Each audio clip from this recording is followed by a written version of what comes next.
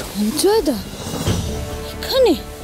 ও দিদির সাথে তো কি কথা বলছে? দুটি আমার কথাটা একবার প্লিজ বোঝার চেষ্টা করো। দেখো তুমি যেটা করছো সেটা অন্যায়, সেটা ঠিক নয়। আচ্ছা আচ্ছা, মিথ্যে কি কোনোদিন চাপা থাকে? হাজার চেষ্টা করলেও কিন্তু তাকে আড়াল করা যায় না।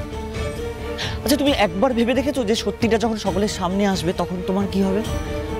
একেতেই তো প্রতি মুহূর্তে তোমাকে বিভিন্ন লোকের কাছে অপমানিত হতে হচ্ছে, পাড়ার লোকেরা উঠতে বসতে তোমাকে হেনস্থা করছে।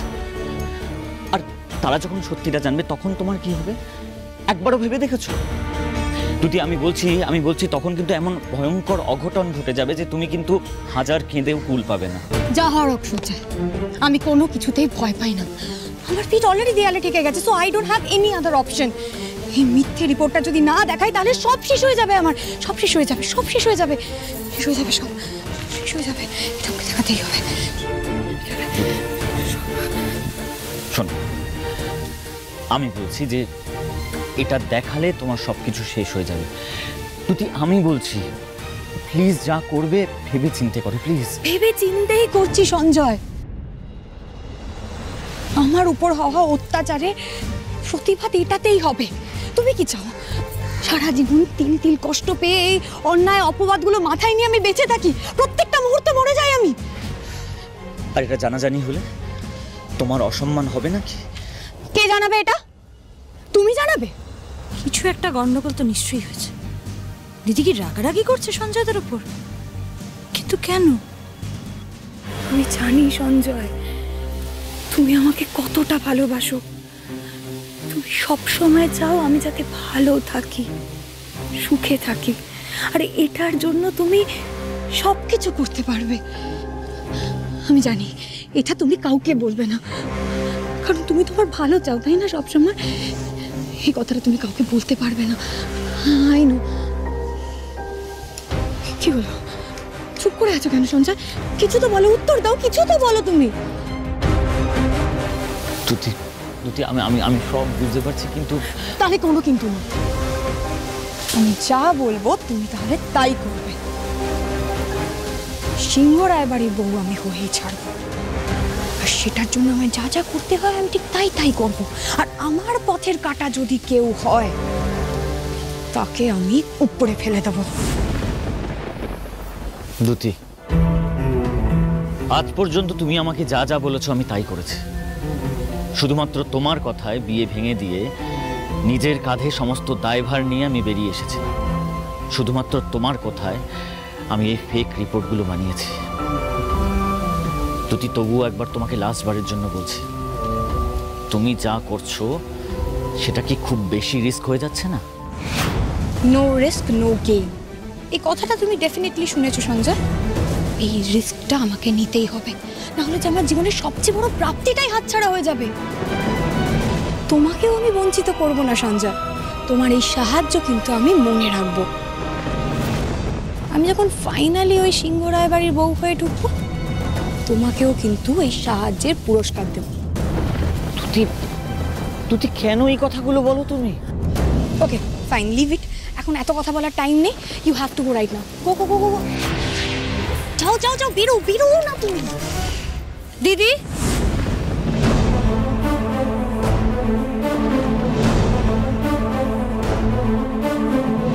কি ব্যাপারটা কি? তুই সঞ্জয়দার সাথে কি কথা বলছিলি সেখানে? তুই আমাকে ফলো করছিস করি? এটা কি ধরনের কথা? আমি তোকে ফলো কেন করতে যাব? ভেতরে তোর বিয়ের কথা চলছে আর তুই সেসব ছেড়ে এখানে দাঁড়িয়ে সঞ্জয়দার সাথে কথা বলছিস, যার সাথে তোর বিয়েটা কিছুদিন আগে ভেঙে গেছে। একটা সোজা প্রশ্ন করেছি, সেটা সোজা উত্তর দে। ওটা কি? কি ওটা? রিপোর্ট।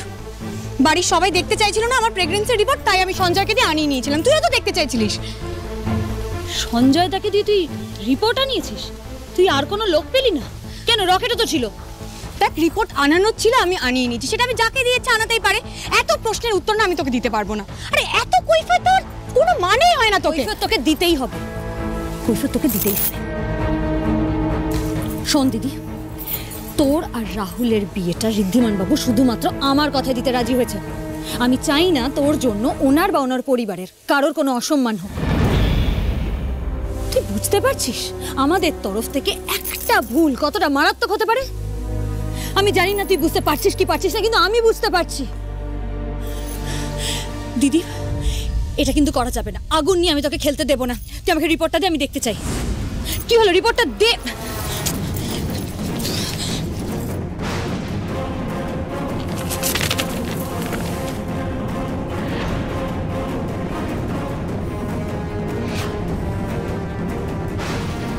এই রে, খড়ির হাতে কোন রিপোর্টটা গেল কে জানে। ও যদি আসল রিপোর্টটা দেখে ফেলে কি করবো আমি?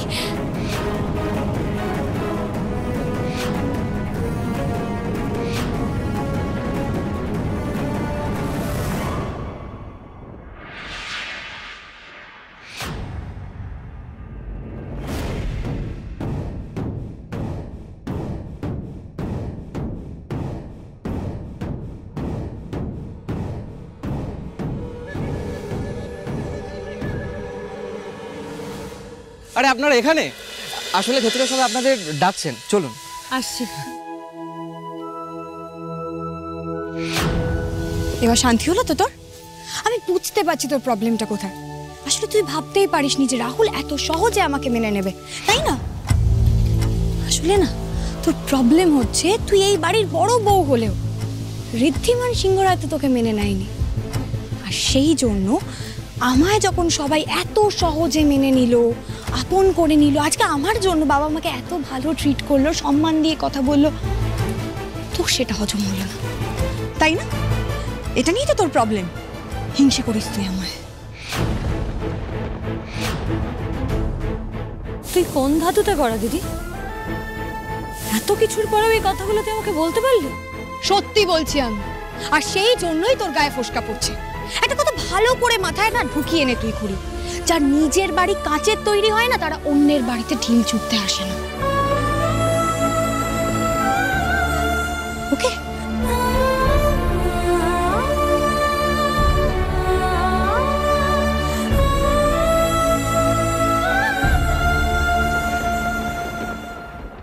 মা, দেখুন, আমরা কেউই চাই না যে দুটির এই কথাটা পাঁচকান হোক। তাই কালই ওদের বিয়েটা হয়ে গেলে কিন্তু আমাদের সকলের জন্যই ভালো। দেখুন, এত কম সময়ে ওনাদের ওপর এই দায়িত্বটা না চাপানোই উচিত। তাই আমি বলছিলাম মা, যে কালই রাহুল আর দুটির বিয়েটা এই বাড়ি থেকেই সম্পন্ন হোক না। তাহলে তো পোয়া 12। আপনাদের মেয়ের বিয়ের পুরো খরচাটাই বেঁচে যাবে। আহ রসুন, কি হচ্ছে কি এসব? এবার একটু চুপ করো।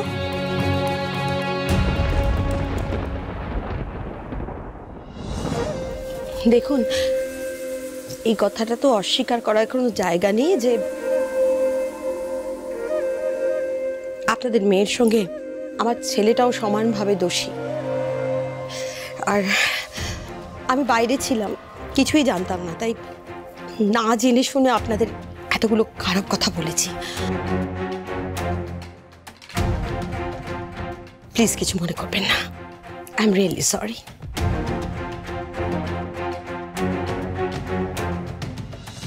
ব্যাপারটা কি? পারমিতাদির গলা থেকে হঠাৎ এত মধু ঝরতে শুরু করলো কি করে? ধানি লঙ্কা একেবারে মিষ্টির সরপুরিয়াতে বদলে গেল। আজব তো, প্রথমে ছেলে রং বদলালো, তারপর মা। এদের দেখে তো এবার গিরগিটিও লজ্জা পাবে দেখছি। কিন্তু বলছিলাম যে বিয়ের আয়োজন সবটা আপনারাই করবেন, আমরা কিছু আসলে আমরাও তো। আপনারা বিচক্ষণ মানুষ, সব কিছুই ভেবেচিন্তে সিদ্ধান্ত নিয়েছেন, কিন্তু সব এ বাড়ি থেকে হবে এটা কি করে হয়? মানে আমাদেরও তো কিছু দায়িত্ব কর্তব্য আছে, তাই না? হ্যাঁ, সে তো নিশ্চয়ই আছে, আর সে দায়িত্ব কর্তব্য আপনারা পালনও করবেন।